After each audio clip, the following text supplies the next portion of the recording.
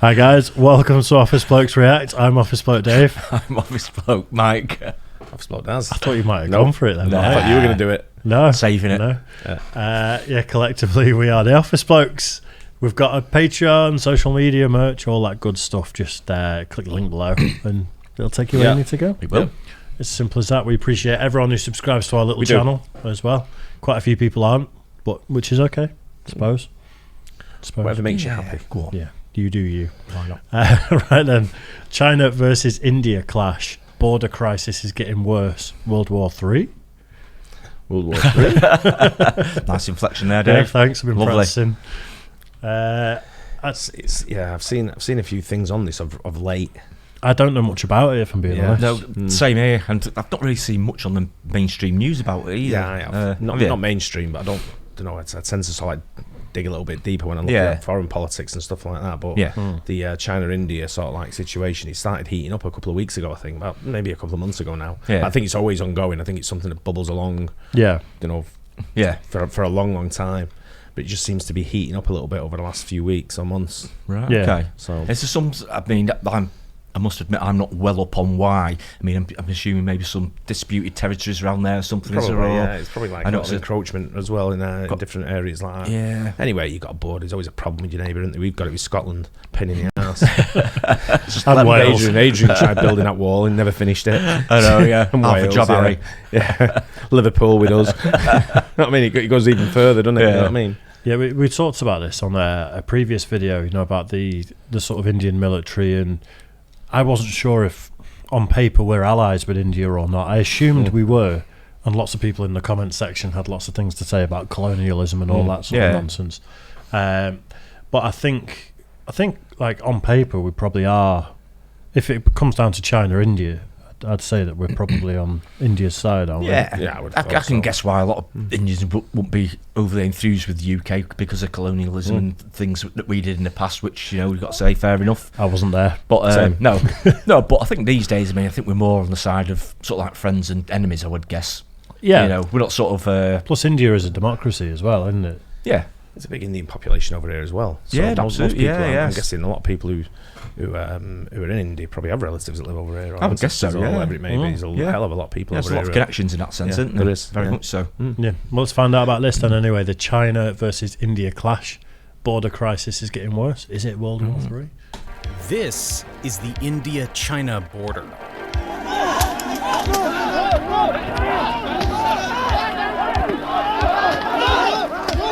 Unfortunately, I can't show too much of it because, well, YouTube demonetizes videos and suppresses reach whenever we cover controversial news about China. They've done this multiple times before. And that's why I launched our Patreon, where you can support the channel and watch uncensored videos. There's a link in the description. Sorry about the tangent, but this is not a unique event. Unfortunately, India and China have been clashing regularly at their borders for the past half a century. But in June 2020, one of the deadliest clashes took place in the Galwan Valley, where soldiers fought with sticks and clubs. At least 20 Indian soldiers and 40 Chinese soldiers died that day. Wow. Between Indian and Chinese troops. Clashes in the Galwan Valley. India and China went up. That female news reporter then, I presume she's like on an Indian channel. Yeah. I've seen quite a lot of viral clips of her having a go about things, and she's like held the UK Parliament to account for stuff, and like foreign policies from all around the world. She's good. Yeah. Like I don't usually buy into news anchors that well. Yeah. But she really calls people out, in a really educated sort of way. Yeah, they only showed a very brief clip then. These clashes took place in the Galwan Valley, where soldiers fought with sticks and clubs. At least 20 Indian soldiers and 40 Chinese soldiers died that day. Clash between Indian and Chinese troops. Clashes in the Galwan Valley. India and China. When up to 20 Indian soldiers were killed and at least 4 Chinese soldiers were killed in clashes where both sides were using clubs, believed to have nails in them, and the relations between New Delhi and Beijing have deteriorated since. After that clash, activities around the Indo-China border have only picked up, and geopolitical tensions between both sides has increased drastically. India banned many major Chinese companies, including TikTok, and made a major push to boycott goods from China. This is the first time China has faced strong resistance in Asia against its unwanted aggression. And many experts believe that this border dispute here could potentially lead to a World War III. But to truly understand why this border is so important to both countries, we first have to go back and look at how these borders were drawn. The mountainous region separates two rising superpowers that contain over a third of the planet's population. The world you live in today was sketched on paper by European men. Chinese historians claim that the Pamir region, which accounts for 45% of Tajikistan, was part of the Jin dynasty. So this all started with the British, because of course it did. In 1914, representatives from Britain, China, and Tibet gathered to determine the status of Tibet. China agreed to allow Tibet to be an autonomous region and remain under Chinese control, but they refused to put the promise in a treaty. Britain and Tibet, on the other hand, signed a treaty creating this line, called the McMahon Line. India, to this day... It would be called something like the McMahon Line. Asia. It's just madness. You're right, though, about it being some of it land disputes. So I think you're going to see this quite come up more often in the next few years. Don't know where people sort of like lay claim to certain things that happened historically. Yeah, over land. I'm talking about. Yeah, I know it's happening. I know it's happening individually, personally, and stuff like that. But I'm talking about land. Yeah. I think we've seen in videos before that the borders have changed around the world so much. You know, more than you think.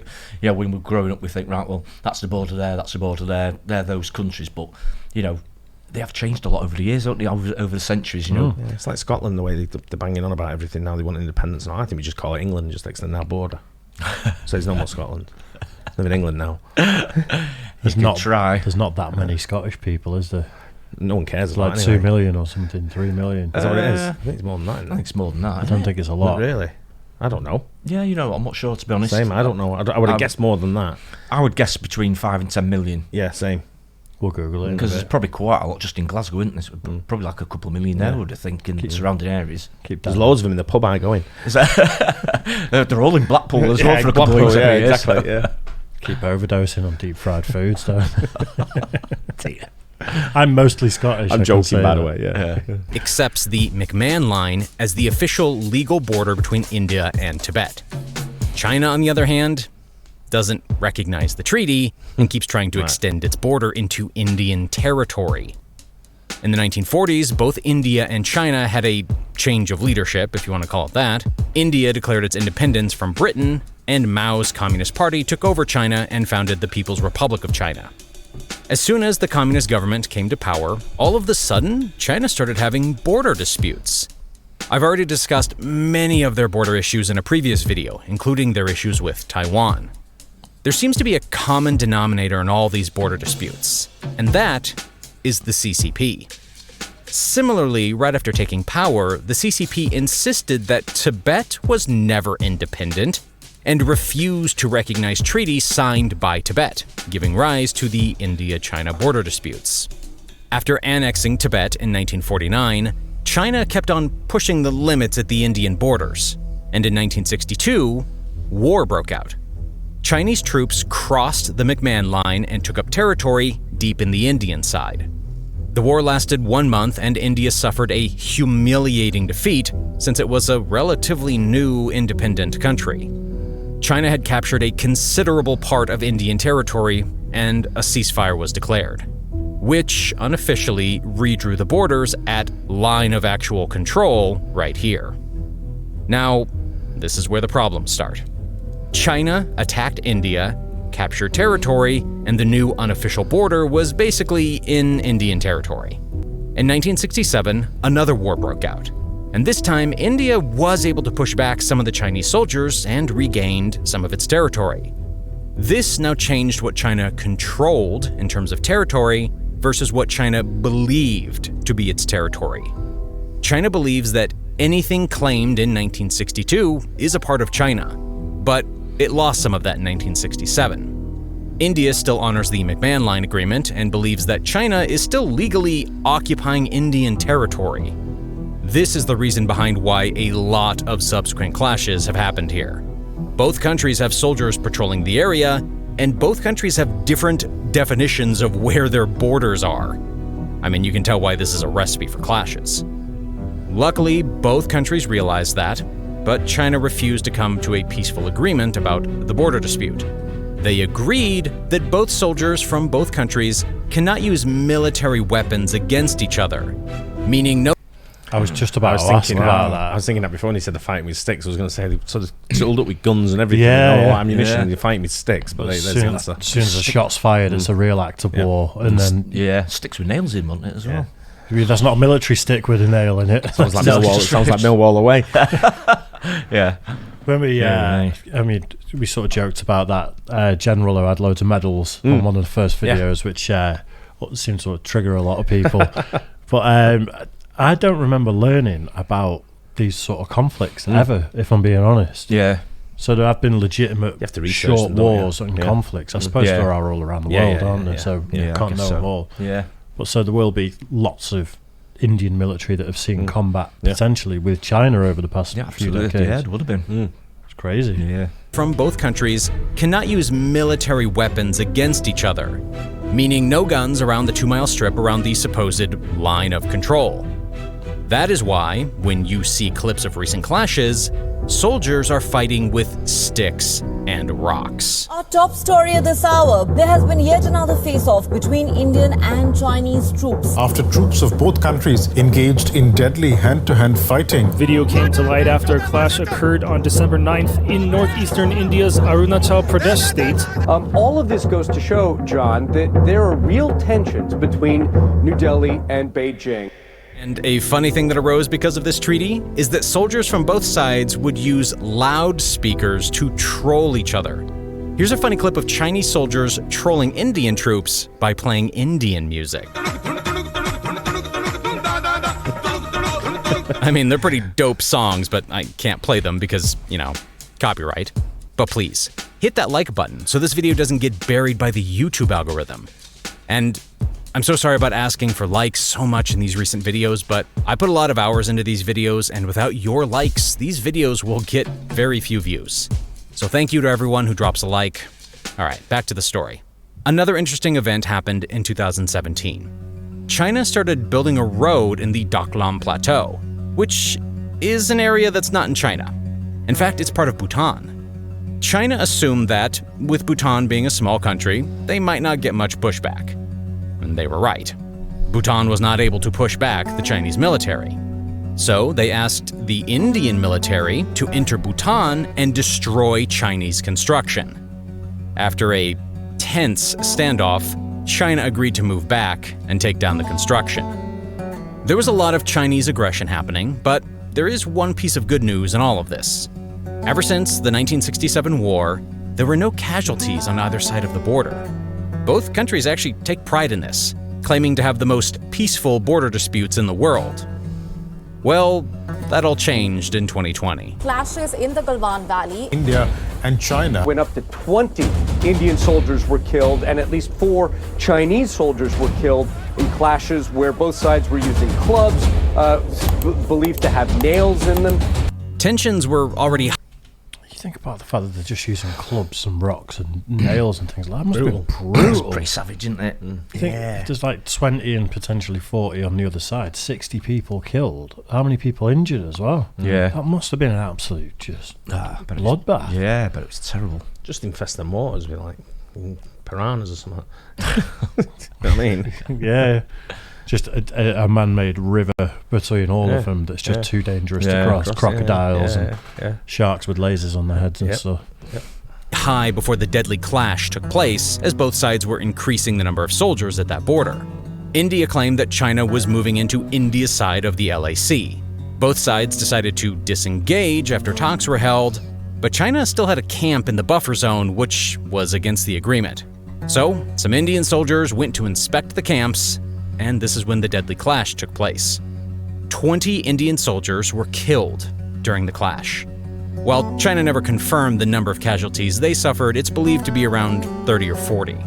And this is when Indian sentiment against China changed pretty quickly. public anger reached an all-time high, with some protesters burning images of Xi Jinping and calling for a boycott of all Chinese goods. The Indian government has also banned 59 Chinese mobile apps, including TikTok and WeChat, over what it said were security and privacy concerns. The Indian Prime Minister also sent a strong message to China, stating that India wants peace, but it is fully capable of fighting back when its sovereignty is challenged. मैं देश को भरोसा दिलाना चाहता हूं, हमारे जवानों का बलिदान व्यर्थ नहीं जाएगा। हमारे लिए भारत की अखंडता और संप्रभुता सर्वोच्च है और इसकी रक्षा करने से हमें कोई भी रोक नहीं सकता। भारत शांति चाहता है, लेकिन भारत उकसाने पर हर हाल में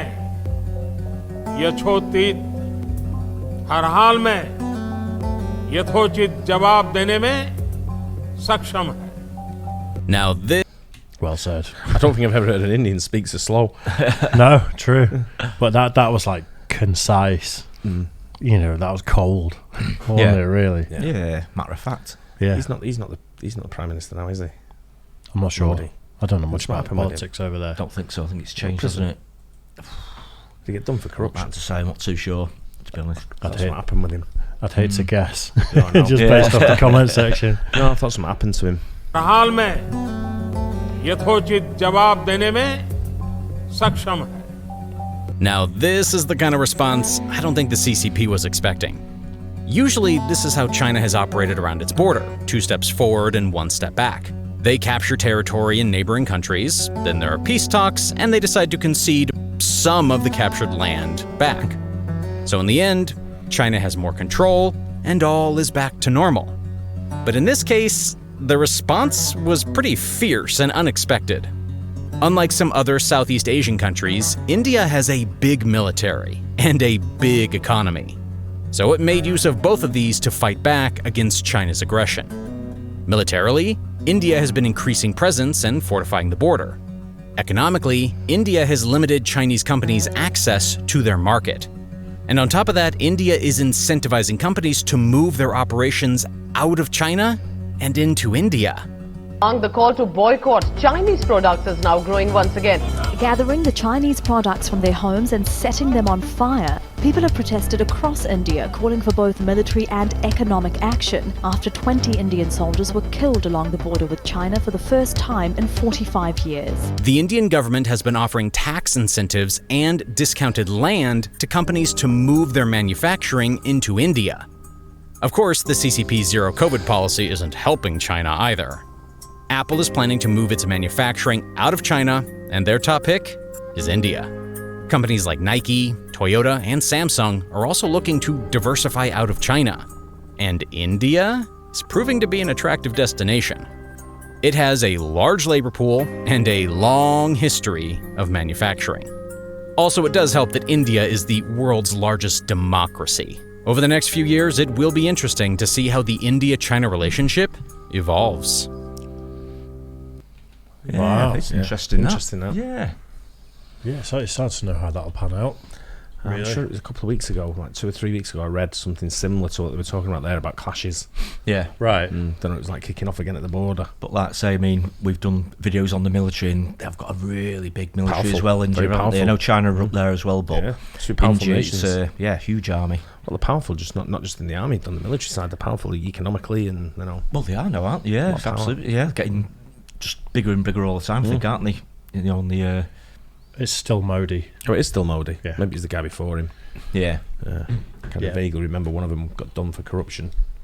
And I think I've got a feeling I'm pretty sure it was the guy before him then. Yeah. Can't remember his name. I think China have they've gambled so much on their way of running the country and their way of becoming the world superpower that they're trying to be. And I think it's a house of cards, it seems like, for them. to a degree. Maybe. China. Yeah. I mean, they've done a good job up to now, haven't they, with the manufacturing and, like I say, the economy and everything throughout the world. I mean, they supply everything. And they own a hell of a lot of property around the world. Yeah, you can say, they've bought a lot of properties, haven't they? And they own half of Africa pretty much, I was going to say, they've got a big interest in Africa as well. So I get that, but when you own foreign soil and then you go into some sort of major conflict, all it takes is the brushstroke of a pen, and then all that land that you thought you owned is now gone. But when you're powerful as China, let someone come and tell you the land's gone. Yeah, you know what I mean? Yeah, the heavies will be around, won't they? Yeah, that's what it is. I mean, they've got enough land anyway, haven't they? Yeah. They don't need any more. That could be 5 countries in one. I know, yeah. Yeah, but it's more like it's a bit like a power thing, isn't it? They'll be seen as defending their own country, I suppose, and not sort of giving in to people. They seem to be. It's pretty much a dictatorship, isn't it? Even though it's sort of communism. Yeah, but it seems like there's a lot of policies that are like very insular. Like someone at the top is sat there. He's kind of sat in a bubble making decisions that may not be for the best of the country. It's very much like that. He rules the roost over there, doesn't he? Yeah. He's what he says goes, sort of thing. So yeah, absolutely, yeah. But, that's the way it's run in China. It's been like for a long time, hasn't it? Well, do you remember that billionaire, the Chinese billionaire that went missing? He was outspoken against the government for a bit, and he went missing for a couple of months and then reappeared, and he was a big advocate for the government. Was he? Yeah. All of a sudden again, and like tennis player was the same, wasn't she? Did she turn up? But you get people like that are powerful, influential people potentially that are just going to one day up sticks and leave to another country with all their money if they can. They can. Because the allies.